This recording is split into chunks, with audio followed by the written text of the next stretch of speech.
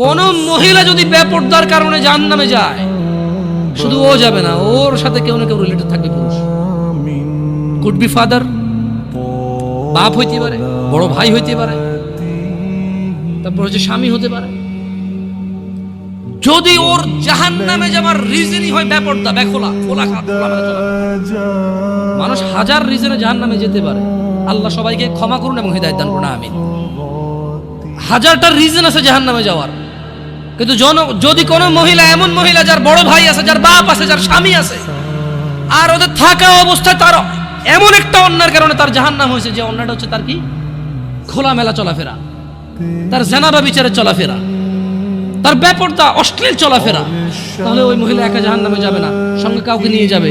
এবার যে লোকটা সংশ্লিষ্ট সময়ে দায়িত্ববান ছিল সে যাবে সঙ্গে। এটা খুব সিম্পল লজিক, কিন্তু কান টানলে কি আসে? কান টানলে কি আসে?